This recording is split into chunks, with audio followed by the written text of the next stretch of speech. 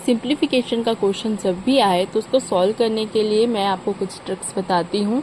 ठीक है, सबसे इम्पॉर्टेंट ट्रिक्स होता है जो वो होता है बॉड मास। ठीक है, आपने नॉर्मली बॉड मास तो सुना ही होगा, लेकिन ये है वी बॉड मास। ठीक है, वी का मतलब क्या होता है, जो वेनिकुलम होता है मतलब कि बार कोष्ठक। ठीक है, बी होता है ब्रैकेट्स।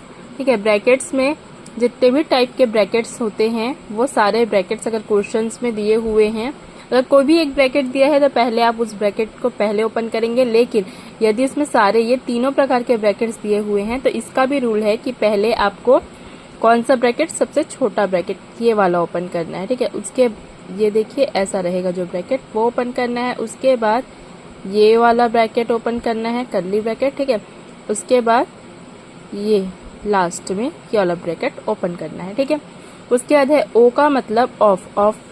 ऑफ का मतलब होता है मल्टीप्लिकेशन। ठीक है, या फिर ब्रैकेट। ठीक है, फिर डी का क्या है, डिवीजन। एम है मल्टीप्लिकेशन। ए है एडिशन। एस है सब्ट्रैक्शन। ये अब बोलेंगे आप कि मल्टीप्लिकेशन अलग से दिया है तो ये ओ क्या है, तो जैसे कि 3 + 4,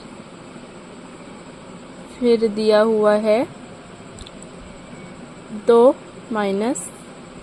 ठीक, ऐसा कोई क्वेश्चन दिया है। अब क्या हो गया, 3 4 7 2 1। ठीक है, तो ये जो है ये ऑफ है। ठीक है, या फिर ऑफ लिखा भी हो सकता है। ठीक है, इस तरीके से आपको सॉल्व करना है। ठीक है, ये हो गया पहला ट्रिक। सेकंड ट्रिक जो है वो है कि जब भी ऐसी कोई क्वेश्चन आए जिसमें कोई भी एक संख्या दी हो और वो इस तरीके से हो, जैसे कि एक बार है यहाँ पे 2 बार, 3 बार, 4 बार, 5 बार। ठीक है, तो आपको क्या करना है, कुछ नहीं करना है, सीधा 1 से लेके 5 तक की गिनती आपको लिख देनी है। मतलब लास्ट में जो भी जितनी बार भी वो संख्या है, जैसे यहाँ पे 5 बार है तो उतना तक आपको 1 से लेके जाना पड़ेगा। ठीक है, जैसे यहाँ तक 4 है तो 1 से लेके 4 तक आप लेके जाइए और यही उसका आंसर हो जाएगा। जितनी संख्या है लास्ट में 1 से लेकर उस संख्या तक लिखना। ठीक है, फिर ये उसका आंसर आ जाएगा। अब ट्रिक है 3, जब किसी संख्या को 99 से गुणा करना हो तो क्या करें। ठीक है, क्या करना है, जब 99 से गुणा करना हो तो 99 अगर 2 है, ठीक है, मतलब 99 है तो जो भी संख्या से गुणा करना है उसके आगे 2 0 लगा देंगे। ठीक है, जितना भी यहाँ पे 9 है उतना 0 लगा देंगे।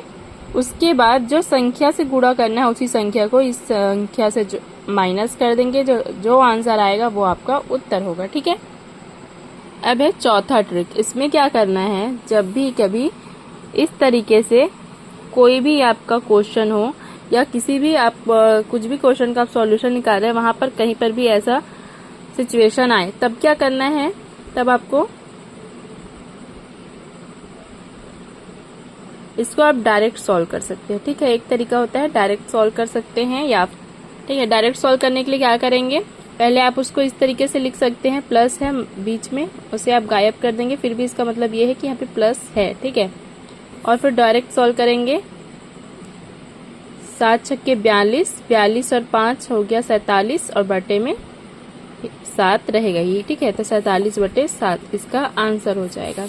देखिए ये, या तो आप इसको इस तरीके से लिख सकते हैं, उसके बाद सॉल्व कर सकते हैं। आपको डायरेक्ट में अगर समझ नहीं आ रहा है तो आप इस तरीके से लिख के भी सॉल्व कर सकते हैं कि 6 × 7 + 5/7 47/7। ठीक है,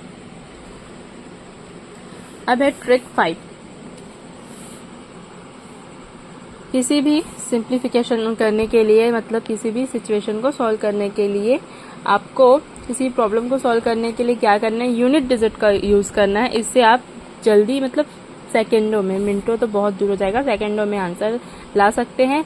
लेकिन ये है कि अगर ऑप्शन में आपका दिया हुआ हो कि कुछ यूनिट, मतलब जो यूनिट डिजिट में सॉल्व करके जो आंसर आ रहा है, अगर वो ऑप्शन में सिर्फ एक हो तो आपको आसानी होगा निकालने में। लेकिन अगर ऑप्शन में बहुत सारे हो तो प्रॉब्लम हो सकता है। ठीक है, वो बाद में देखेंगे, पहले ये देख लेते हैं कि यूनिट डिजिट से सॉल्व कैसे करना है। ठीक है, तो यहाँ पे दिया 24 का वर्ग, हम यूनिट डिजिट लेंगे। यूनिट डिजिट मतलब इकाई की संख्या। ठीक है, तो 4 का वर्क करेंगे। पूरा का वर्क करने पर भी जो इकाई आएगा वो तो सेम ही आएगा, इसलिए 4 का वर्क करेंगे तो 16 होता है और हमको यूनिट डिजिट करना है, इसलिए सिर्फ 6 लेंगे, ठीक है, 1 नहीं लेंगे। फिर यहाँ पे देखिए 12 का वर्क करना है तो हम यहाँ पे 2 बस को लेंगे, ठीक है, 2 का वर्क करेंगे 4। 25 का वर्क करना है तो 5 का वर्क करेंगे 25 और 25 का सिर्फ 5 लेंगे, ठीक है। अब क्या करना है, प्लस है तो प्लस, इंटू है तो इंटू। सबसे पहले ये इंटू कर लेंगे BODMAS के नियम के अनुसार। पहले क्या होता है, मल्टीप्लिकेशन, ठीक है। तो 4 पंचे 20, अब उसमें 6 जोड़ देंगे, आया 26, ठीक है। ऑप्शन में जिसमें भी लास्ट में 6 हुआ वो आपका आंसर होगा। ये 2 को नहीं देखना, क्यों, क्योंकि आपने पूरा सॉल्व नहीं किया है। हो सकता है यहाँ पे कोई संख्या रही हो जिसके साथ जुड़ के ये 2 और कुछ भी बन जाए, ठीक है। इसलिए आप लास्ट का यूनिट डिजिट देखिए कि वो क्या है। ऑप्शन में अगर लास्ट में यूनिट डिजिट में किसी भी ऑप्शन जैसे दिया हुआ है 456, इतना कम तो नहीं होगा बट एग्जाम्पल के लिए बताते हैं, ठीक है, 2016, इस तरीके से, ठीक है। तो ये आपको ये देखना है, ठीक है। अगर सिर्फ एक हो जिसमें यूनिट डिजिट 6 है तो वही आपका आंसर होगा। लेकिन अगर ऐसे 2 दिए हो तो आपको थोड़ा सा आगे और सॉल्व करके देखना पड़ेगा, ठीक है। तो आपको ये जो हमने यहाँ पे संख्या, यहाँ पे 16 का 6 बस लिया है, एक जो छोड़ दिया है ना वो भी आपको लेकर सॉल्व करना पड़ेगा, ठीक है। अब देखेंगे ट्रिक 6। जब क्वेश्चन इस तरीके से हो कि अंश में सारे एक संख्या हो, अंश की सभी संख्या समान हो और हर में क्या हो कि एक एक संख्या मतलब अपने से बढ़कर क्या हो रहा है, मल्टीप्लिकेशन हो रहा है। इस तरीके का क्वेश्चन जब इस टाइप का क्वेश्चन हो तो इसके लिए मतलब हर गैप बराबर हो, ठीक है। जैसे यहाँ पे 3 और 4 के बीच 1 का गैप है, 4 और 5 के बीच 1 का गैप है। इस तरीके से जब गैप बराबर हो तब क्या करेंगे, अंश को हम काउंट करेंगे, कितना है, 1 2 3 4 5 6, ठीक है, 6। तो ऊपर में अंश में हम 6 लिख देंगे। फिर क्या करेंगे, हर में जो स्टार्टिंग है 3 स्टार्टिंग है और लास्ट क्या है 9, तो 3 इंटू 9 करेंगे तो आंसर कितना हो जाएगा 27। तो 6 को 27 से काटेंगे, बचेगा 2/9, 2/9 ही इसका आंसर होगा, ठीक है। अब ट्रिक 7 देख लेते हैं। मैंने बताया जैसे कि कोई क्वेश्चन है, जैसे इसी क्वेश्चन को ले लेते हैं, ठीक है। इसका आंसर आया है, ठीक है। इसका ऑप्शन है, जैसे ऑप्शंस आपको विकल्प देते हैं, मान लीजिए 2/9, 4/7, 8/9, 1/2, इस तरीके से ऑप्शंस है, ठीक है। तो आपको जैसे कि ये ट्रिक से आपको क्या होगा कि थोड़ा आइडिया लग जाएगा। आपने पूरा सॉल्व नहीं किया या आपको सॉल्व करने नहीं आता है, तो थोड़ा बहुत आपको आइडिया है तो आप देखेंगे कि ये हो सकता है या फिर ये हो सकता है, ये दोनों नहीं हो सकता है, तो ये दोनों को आप छोड़ देंगे। अब इन दोनों में जैसे 50-50 कौन बनेगा करोड़पति में चलता है, वैसे आप इसको थोड़ा दिमाग लगाएंगे कि इन दोनों में से कौन सा हो सकता है। इस तरीके से एलिमिनेशन मेथड का यूज करते हैं, ठीक है। जिसके होने की संभावना बिल्कुल भी ना हो आप उसको क्या कर दीजिए, एलिमिनेट कर दीजिए कि ये नहीं हो सकता है। फिर जिनके होने की संभावना हो उन दोनों के बीच आप थोड़ा सा सॉल्व करके देख लीजिए, मतलब ज्यादा सॉल्व ना करिए, इससे आपका टाइम बचता है, ठीक है, इस तरीके से।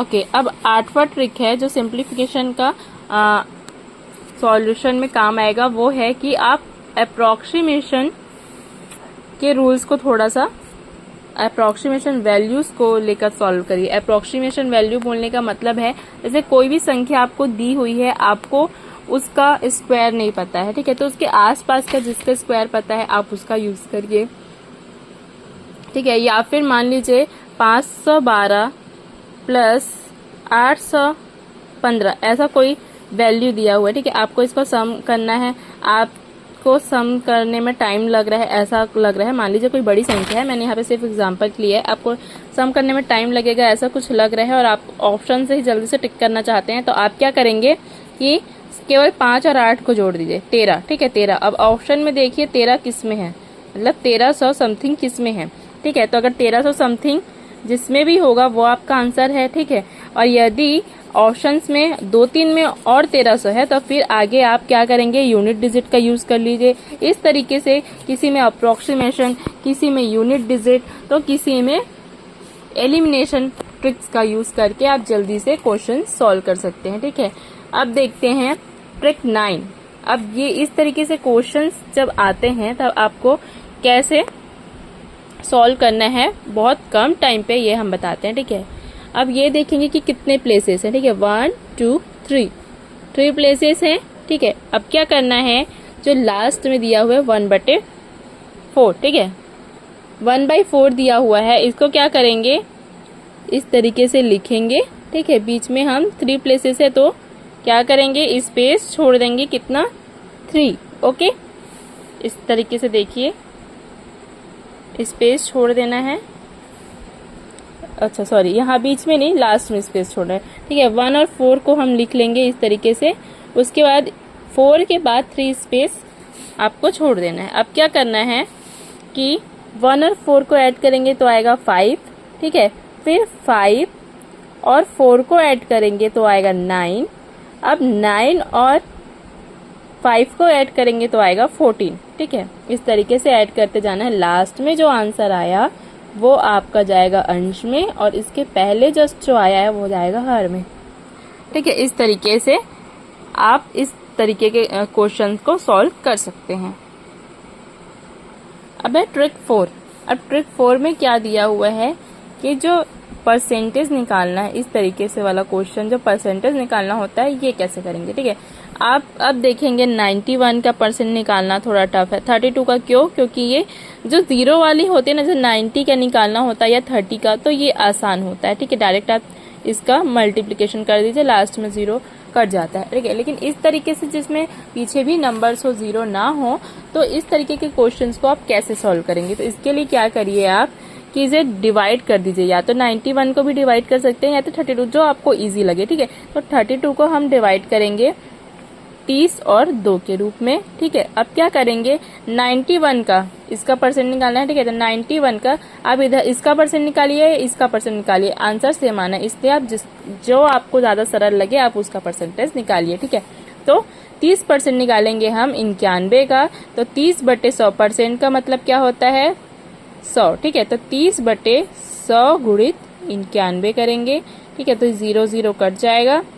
ठीक है, अब क्या करेंगे, 3 का गुणा 91 में करेंगे तो आएगा 273। अब बटे में 10 है इसलिए एक संख्या के बाद शून्य लगा देंगे, तो उत्तर आएगा इसका 27.3। ठीक है, अब ये जो 2% बाकी है उसको यहाँ पे क्या करेंगे, 2% ऑफ 91। ठीक है, इसको निकालेंगे तो क्या आएगा, 1.82। अब दोनों को, जो भी उत्तर आया है, दोनों को हम जोड़ देंगे तो क्या उत्तर आएगा, 29.12। ये आपका फाइनल उत्तर है। ठीक है, ये समझाने के लिए इसलिए आपको थोड़ा लॉन्ग लग रहा होगा, पर जब आप इसको प्रैक्टिस के साथ करेंगे तो ये बहुत क्विकली हो जाएगा। ठीक है।